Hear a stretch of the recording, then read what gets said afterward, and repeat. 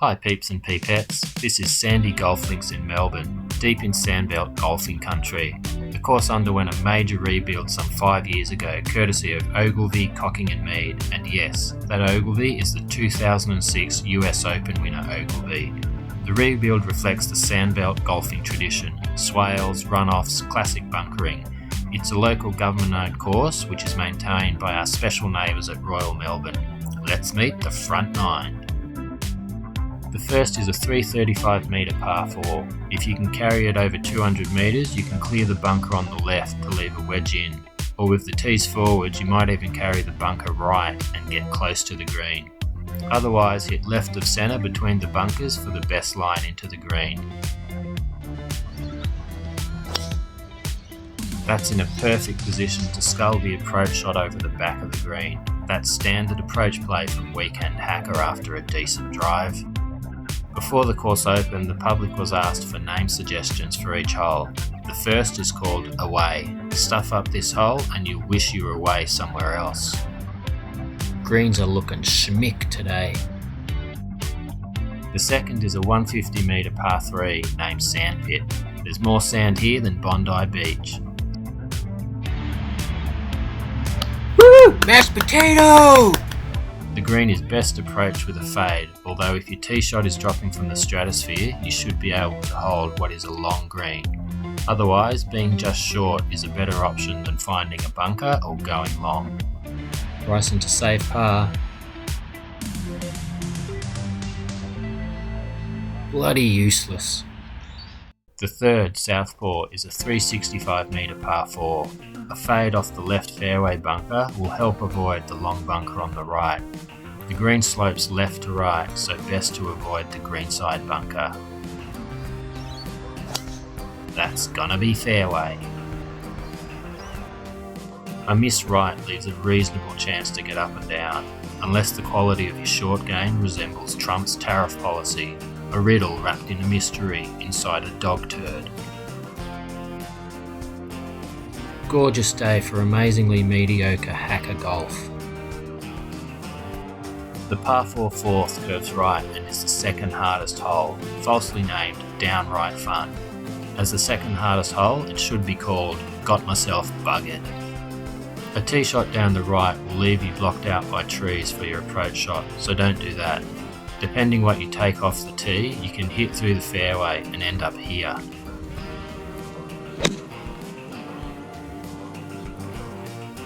The green slopes front to back and is hard to hold, even when coming in with short irons. It falls away on the right and steeply at the back. Put your ego away, land short of the green and hope it holds. Bryson showing us his magic touch. If you survive the fourth okay, you're then faced with the third hardest hole, Vern's Elbow, another par 4, sharp dogleg left, more dogleg than a Vietnamese barbecue. A tee shot of about 180 to 200 metres starting left of centre or drawing round the corner will leave you with about 150 metres in. That's right over Vern's Elbow. You can puff out your chest, pull the big dog out and cut the corner, but be warned, the further left you go, the further you need to carry your drive. Your approach is to a double green, shared with the 10th, which falls away on the left. This hole can destroy your scorecard, a case of Vern's Elbow turning into Vern's boot up your ass. Oh Bryson, can't drive, can't putt. The sixth, aptly named Temptation, is a short par 4, dogleg right. Driver can get you close, but also into a lot of trouble, so my suggestion is leave it in the bag. Ideally, you want to be on the right side of the fairway for your approach shot. 160 to 180 metres off the tee with a gentle fade will leave a short iron in. Beautiful. There's a false front to this green, more false than your granny's dentures, which then slopes front to back. You've done well if you can hold it. The seventh is an innocuous little downhill par 3, the only hole with no bunkers, but don't let that fool you. Contours just short of the green and its front to back slope can easily make par a wish rather than reality. If you make par, walk off quickly and be thankful. The 8th is the longest and hardest hole. The fairway widens once you've teed off through the chute. That's going to be just fine. In drier months, you can get a bit of run, but beware, if you push it a little right or play a fade, that run can put you in the rough or under tea tree. Or worse still, a massive slice could put you out on the road. The approach is uphill to a wide green, although the bunker front left and green falling away on the right make the entry point uncomfortably narrow. I have nothing else to say about uncomfortably narrow entry points. La Bombardiere trying to sneak this one in. No excuses on a day like this, except for lack of talent. The 9th is a shortish par 3, but it often plays into the wind. Missing short or right is a better option than the bunker, so favour the right half of the green. Bryson laying up on a par 3, again. If you miss the green, you're still left with a chance for par, in theory at least. That's very nicely done by La Bombardiere. We start the back 9 with double trouble. The 10th is a fairly straight par 4.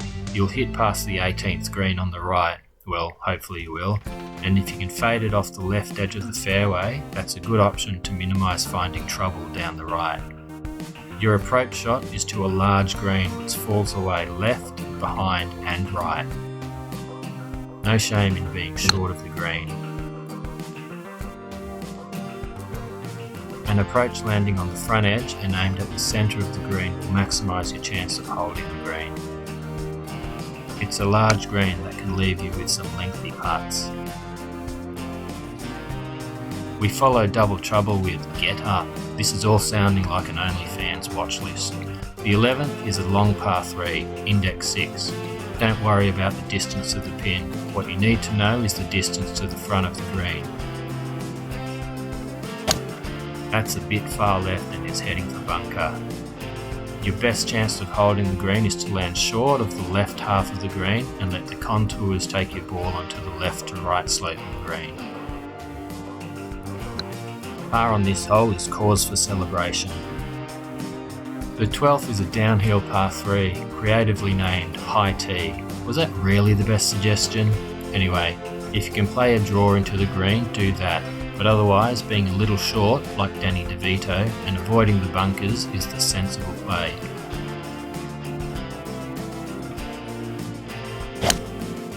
Go over the back and you'll need a bit of luck to get up and down. The 13th is a par 4 which can cause terrible damage to your scorecard.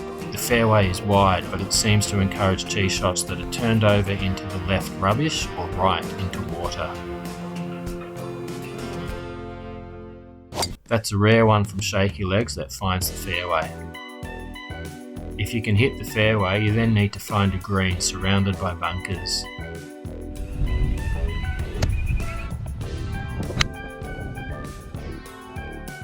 If you're not confident you can hold the green, think about being short or going long, and then aiming to get up and down. The 14th is a longish par 3 with the green sloping severely left to right. A tee shot that lands into the upslope at the front is your best chance of holding the green and having a birdie putt. That's tugged left of the bunker, which is generally referred to as up shit creek. This is not an easy hole. Index 11, man, if this is index 11, I'm a YouTube sensation. Enough said. Swing.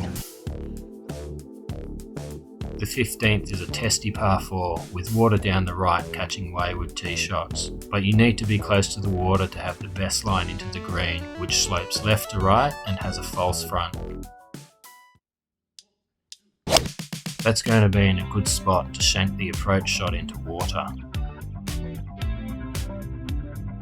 With the left to right sloping green, being in the bunker left is as sensible as taking a broomstick up the rectum. Just don't do it, even if you're curious. The 16th is an uphill par 3. Looks easy on the card, but with bunkers left and right and the green falling away steeply over the back, it can cause some discomfort, a bit like an annual prostate check. Don't go pin hunting if the flag is over the left bunker, you're unlikely to hold the green. Best bet is to aim for the heart of the green. Par 4 17th is the 4th hardest hole. Long hitters will need to aim left of centre off the tee or hit a draw, otherwise they'll run out of fairway.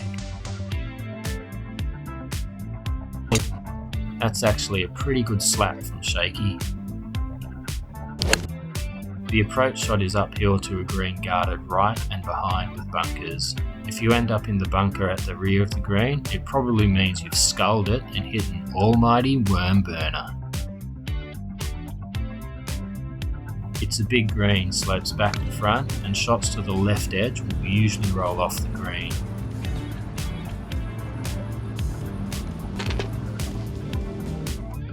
The closing hole, par 4 18th. Have a go.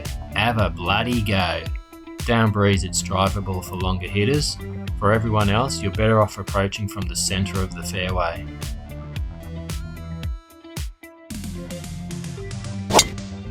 That cleared the bunker and ended up left of the green. The green slopes right to left, so avoid the greenside bunker at all costs. And that's Sandy Golf Links, part of the classic Melbourne Sandbelt golfing family, but far more accessible than our private cousins. It went from a par 70 to 65 in the makeover, but it is no pushover. It also went from under $40 around to over 70 now. For $70 you're kind of playing a mini-me version of the more famous private Sandbelt courses, so while you're missing out on the prestige of the private courses, you are getting a Sandbelt experience. It's very strategic. Angles and approaches to the greens make all the difference on this course, so bring your set square and protractor. And greenside bunkers need to be avoided like the plague. Beat your handicap here and you've done very well. As usual, thanks for watching. Remember to like and subscribe, and until next time, stay safe and wear a helmet.